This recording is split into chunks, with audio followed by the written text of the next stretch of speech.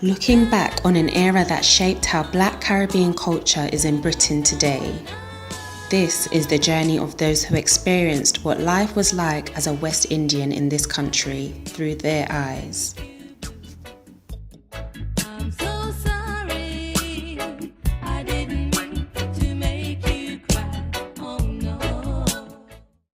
After the Second World War, the country was in desperate need of help, and the 1948 Windrush saw Britain about to face the biggest non-white wave of immigration in its history. We get the money and book it, and then they give you a date in March, the 10th. We're supposed to be on the ship in Kingston Harbour.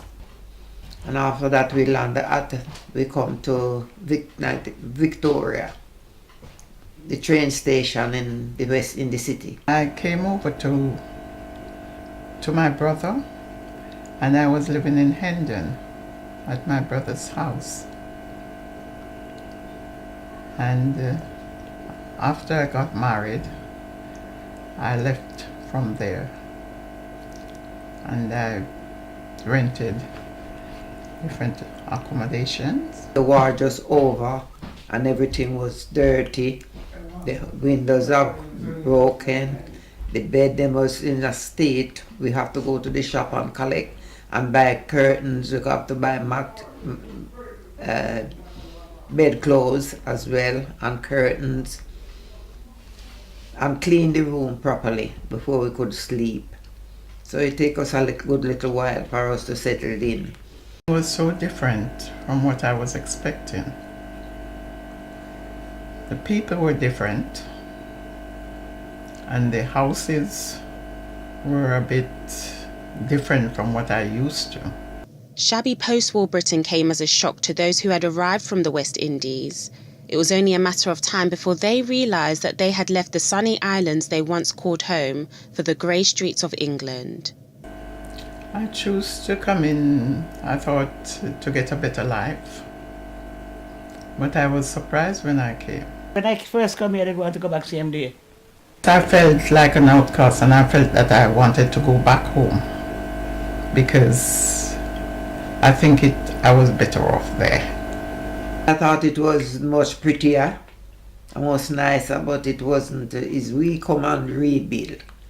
Every Jamaican come and rebuild their room where they rent. Going to look accommodation and things, you would see the signs put up. No Irish, no dogs, or no blacks. So those places you dare not call on. There were people with an objective and an outlook. Many of these people had very high hopes for themselves, and they felt that coming to England would be one way of realizing some of their dreams. We usually have our own get-together and things like that, because we stick together. You have to make friends before you can go out in the night. To party and things like that, you have to meet your companion. As hostility and coldness began to brew, an ugly new slogan appeared: "Keep Britain White." Ignorance turned to resentfulness, and migrants were faced with racist threats based on the colour of their skin. I can remember on one occasion, I went to the job centre, and there was a job in an office, because at that time I was doing accounts, and I was told there were vacancy. But when the owners found out that I was black, they said it was gone. Those who thought England would be a place to get a better life struggled with even getting a job. And by the time the 1970s came around, this was a new era, a new generation of the children born in Britain from the West Indies. They were what would be known today as the first Black British. Well, I was what you call the first generation born Black British, as we were, right, from the 50s coming up. And so when I was at school, I was amongst a lot of children of the same, like myself, that were born here. Then you had the other kids that were coming over, that were born in Jamaica at the same age of us, so we'd all be mixing together at that age from primary school. Encountering racism as quite a young person, so the age of sort of 6 or 7, being called nigger in a place where you thought that you were accepted, you know, it's just like, this is where I was born. So to face that kind of racial comment was quite strange. But by that point in my life, I was aware fully of what racism was all about. And I had experienced it myself in my first job, because I went to work in Barclays Bank. Right, and I got said certain things to me which were racist, really, as a 16-year-old boy. You know, that I'd have to work twice as hard if I want to get to the top, and somebody in particular, one of the guys came down, like a local director as it was, and he said to me something about if he was in my country, he'd have to do something other than us, and I said, well, actually, you know, you're talking to me as if I'm in your country. But I said, I was born here. This is my country. Exactly. You know what I mean?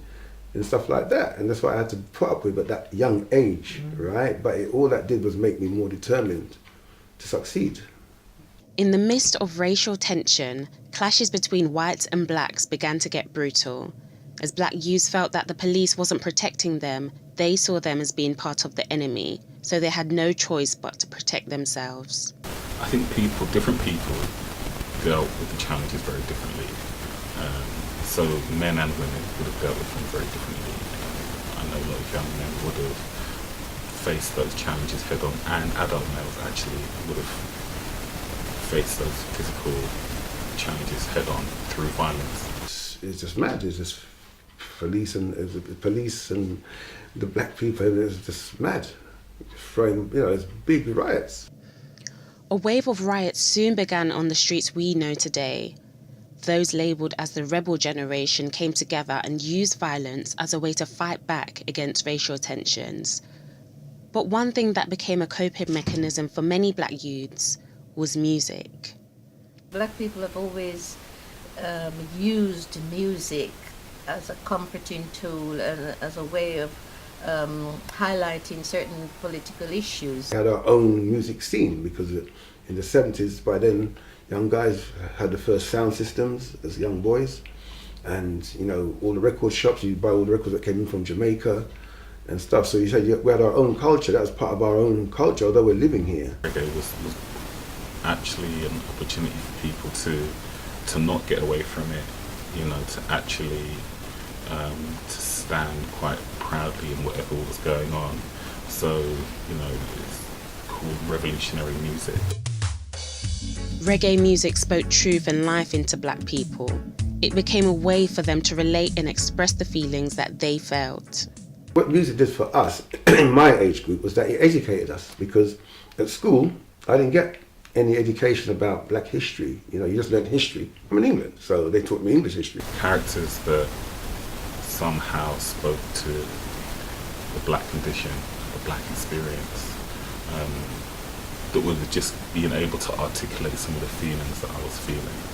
We used culture and the arts as a way of voicing our true identity, if you like, you know, the Caribbean identity of carnival, or music in general, or radio, or fashion, or even politics. More than 60 years on from the arrival of West Indian migrants, the Notting Hill Carnival is an annual event that uses music, colour and dance to celebrate the Black Caribbean culture on the streets where race riots once took place.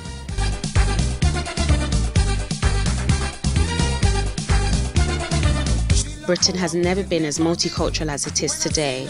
People from the Caribbean have brought back their music, their food, their language, and have made culture an integral part of British society. We've managed to continue to embrace and take ownership of our identity in a place which was for a long time not only quite alien to us but quite resistant to us being here. So that in itself is a massive achievement. No matter what obstacles people put, you've got to say, no, I'm not going to give up. It's the only way you can succeed in life, even for anything. This is my family, and grandchildren of those migrants are now the future of a very multicultural Britain. Black Caribbean people have now seen the light at the end of a very dark tunnel.